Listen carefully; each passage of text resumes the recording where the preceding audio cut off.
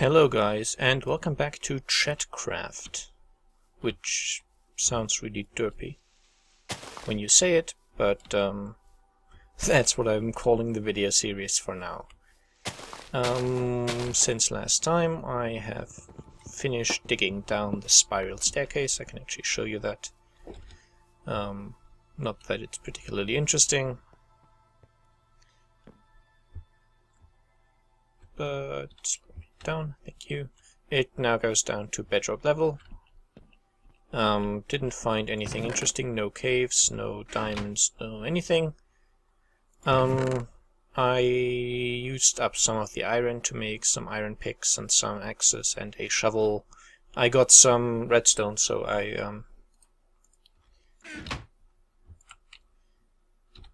I needed an iron pickaxe to get to mine that. And yeah, that's pretty much all I've done. Harvested some of the food, but again, not very much.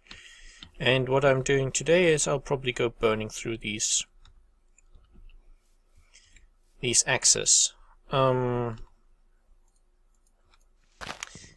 firstly, one thing I forgot to talk about last time when I was speaking of moral choices is that there's obviously a very common example, which actually does happen, when it comes to organ donation and to deciding who gets an organ and who doesn't.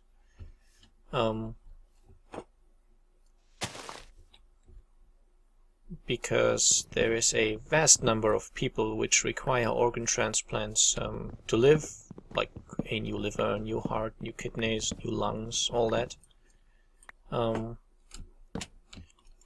So there's a very high demand for them, but supply, on the other hand, is not looking quite so good. Man, this is another broken tree. I have no idea where that is, by the way. Seems to be dodgy world generation somehow. I don't know. And so, obviously, the people in charge of the organ donation process will have to make a choice when they have one spare heart, say. They have to make a choice who gets it. And that's pretty much the exact same thing I was talking about. They basically have to decide on factors, on criteria, to decide: do we save the 45-year-old father of 3, or do we save the 25-year-old sports nut with some history of heart disease? Or do we save the 34-year-old woman that was supposedly cured of cancer 2 years ago? Trying to make up these examples to show that it's not a trivial process, at least not always. Like, at times you can make a fairly clear decision who is the better recipient, but far from always. And what I wanted to talk about today for a bit is more of a philosophical topic, which is I tend to refer to it as the matrix argument. And I'm not certain if that will fill a whole video. That's one of the problems. I'm not using any notes at the moment. I might have to do that in the future, depending on how it goes. But, yeah, just trying to get it within the video, but also not trying to stretch it too much. So yeah, the Matrix, obviously, I'm referring to the movie, which I'm assuming people nowadays should still be fairly familiar with. It's the idea that after a big kind of war against the machines, because basically humanity built computers, made them too smart, and they rebelled. Like basically the same premise as in Terminator. But in the Matrix, the machines have basically won the war, in a sense, and because they need energy, and humans have done something to the atmosphere to cloud the sun, so solar energy is no longer an option. The machines have basically taken all the humans, put them in like stasis capsules, something, just put them to sleep basically, hook them all up to a virtual reality, and use their bodies as batteries, because human bodies create energy. Now, scientifically that's utter nonsense, of course, but it's just the premise. Basically everyone's living in that virtual reality, which is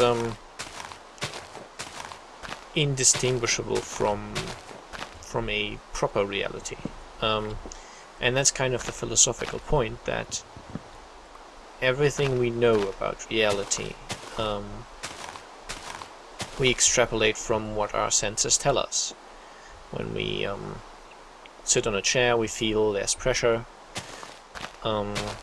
we notice there's something supporting us, but that's done by our nervous system, and our nervous system could well be fooled. And that's basically the Matrix argument. It's not an official phrase, it's basically what I use to describe it. So the whole point is, everything we see around us is perception, and our perception could be flawed. It could be that whatever sense organs we have are just, they're ill-suited to actually perceive the reality we live in. And the problem is that that is a purely philosophical point, because if our bodies are truly incapable of sensing reality, we would have no way of finding out. So that's not something that science really has to concern itself with. But an interesting point is that there are certain people which we would put in mental hospitals for probably very good reasons, and they have a very thwarted, a very different perception of reality. There's a chicken. Oh, hey. So they perceive things strangely. They see ghosts, for example, which, because the vast majority of people don't see them, we agree that that's a false belief. It's not the truth. So that person is clearly sick, and that's mostly a majority decision. If almost every person on Earth agrees that there are no ghosts, or that a certain thing is true, maybe we all agree that, I don't know, if we let go of a stone it falls down, or if we're hit by a stone it hurts, stuff like that. So the majority decision basically says we perceive it to be that way, so that's how it is. That's all we have to go on. But the point is, there are people who effectively disagree with that majority decision. Their minds tell them differently, which we see that as a mental disorder. And as I said, chances are probably we're right to do that. But the thing is, we can't know, and it's not just that we don't know. There's many things in science that we don't know. But if our perception is so flawed that we're perceiving a world that actually isn't there, or if our perception is so fooled by some outside force that we're perceiving a world that just isn't there, we could never have a way of finding out about that. The important thing about scientific endeavors is that if you formulate a theory, it has to be both testable and falsifiable. One thing that people seem to not really understand is that science doesn't attempt to prove its statements or its theories. To this day, no one has proven the theory of gravity, because it can't be done, and it's not what science tries to do.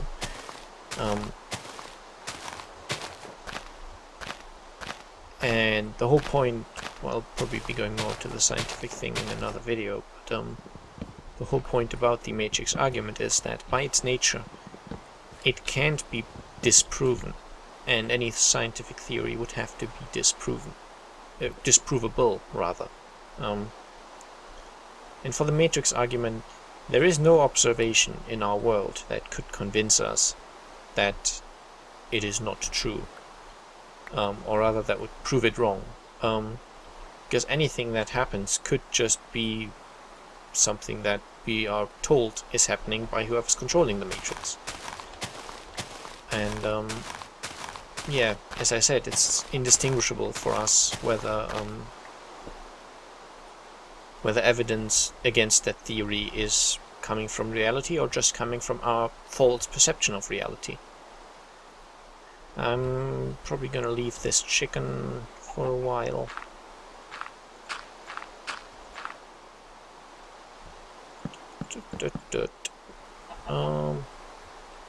Yeah. Just because I might build a hopper underneath it to collect some eggs. I'm not so certain if I will be building farms, but maybe I will. Anyway, this here seems to still contain a lump of wood. Yeah, again, really strange terrain generation. I have no idea what's happened here. And as I said, this is like, I've not done anything to this world, I've not world edited it or anything. So it's not a glitch from another program, this is pure Minecraft, whatever this is.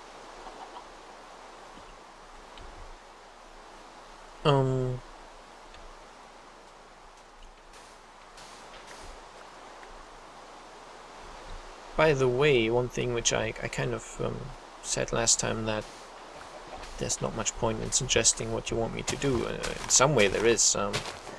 Not saying that I definitely won't be listening to suggestions.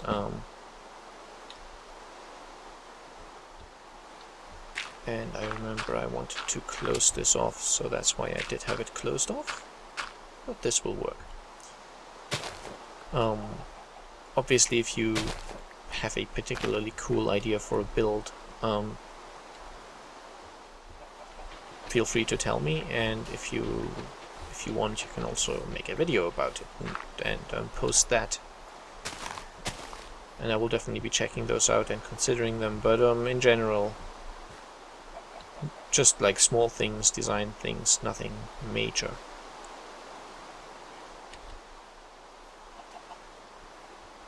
So yeah, as I was saying, it's not something that would have to be considered by science, whether we live in a matrix world or not. Simply because it's not the kind of thing that science can do anything about.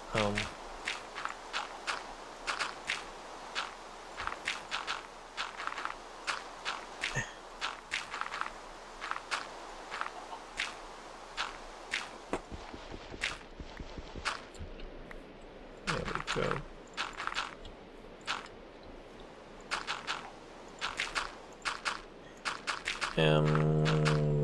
One more thing I was going to talk about. I have received some feedback about this series, basically. I've only released the first video at the time I'm recording this, so feedback is only about that one video. But the two people who did comment, both people from the Vortex server, from the old Vortex server, I think both of those are people who left, and they seem to like the idea, so I'm going ahead and recording this episode now.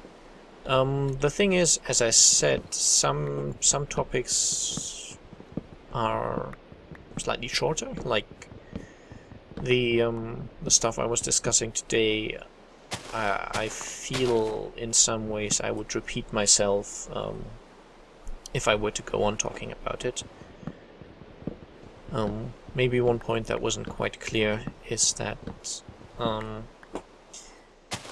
what we say is true and what we say is reality is just based on our perception.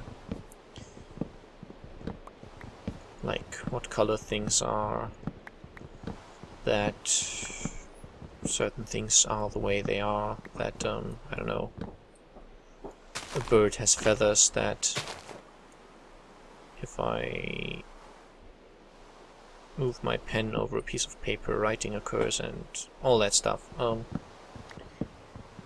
We can see that happening, or we can hear it happening, or we can smell it, we can perceive it with our senses. But the thing is, there are those people whose senses seem to be broken in some ways, and I don't necessarily mean blind people or deaf people, because those people are aware that they can't see or can't hear. I'm more talking about those which, as I said, we would call those psychiatric cases, where people disagree with our perception of the world. I don't know. They believe they can talk to cats. But the issue is, it's when you discuss this matrix argument, and as I said, you will never be able to find evidence against it simply because any and all future evidence fits in with that theory, making it a fairly poor theory, but still something that philosophically is interesting to talk about. In a way, we don't really have a right to say that these people are wrong or that their perception is flawed, because we're simply basing it on the assumption that the majority is correct, that if almost every person says that that bird has wings and that cat can't talk, then it has to be correct. And we don't really know that in a meaningful way, because if you take this argument to the final conclusion, it basically means that all reality that we perceive is so uncertain that that nothing we know we actually do know.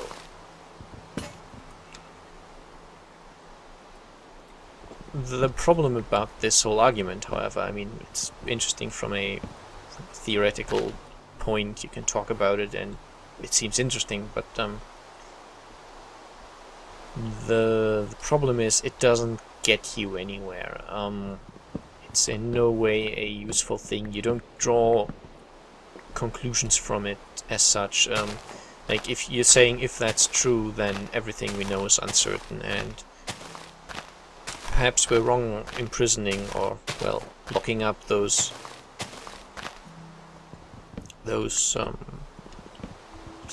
mad people who perceive things differently, those people who can talk, believe they can talk to cats and such things. It just doesn't make much sense to draw conclusions based on that, because by the very nature of the argument, it's not testable at all. It's just might be that way, and it's interesting to discuss, but doesn't help anyone with anything. It's just fairly pointless in that sense.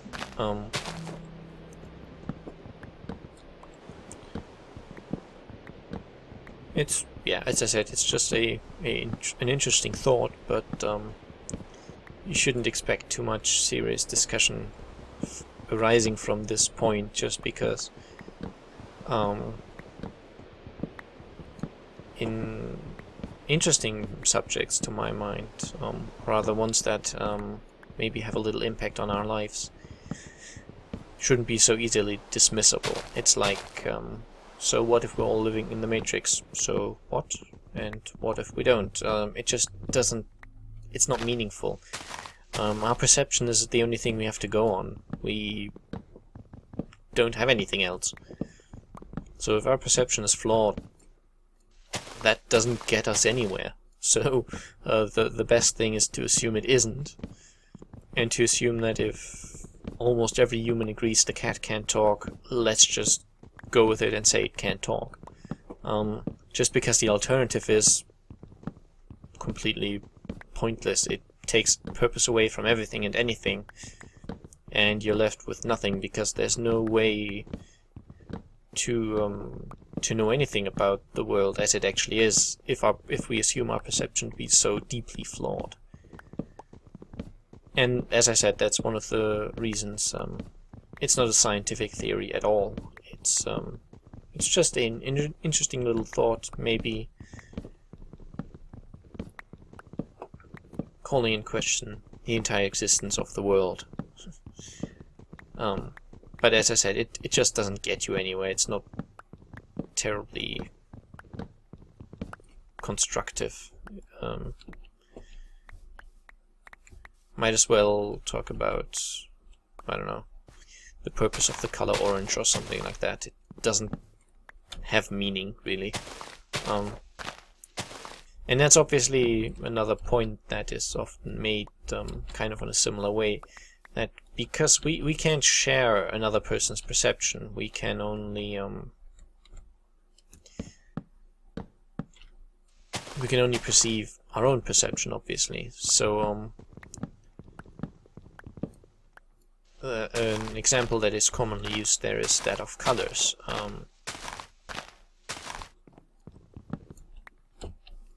That we perceive colors a certain way, and for example we see this water here and we say it's blue, but I have no way of knowing, and you have no way of knowing, if you see the color the same way that I do.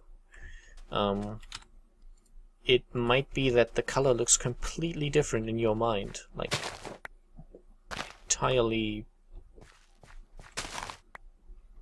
entirely alien to me.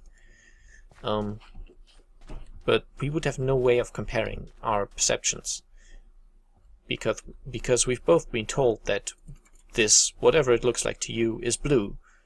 So that's what we're going with. We're calling it blue, and we agree that this is blue because we've both been told somehow that this is blue. But it might be you're perceiving it completely differently than I am. And that's kind of an argument along the same lines, that we're never going to be able to or rather, it's very unlikely that we're ever going to be able to find that out if we perceive colors the same way. Which again is kind of the point. It doesn't make much sense talking about these things from a scientific point of view. As I said, from a philosophical point of view, it can be quite interesting. Just don't expect too much enlightenment from it.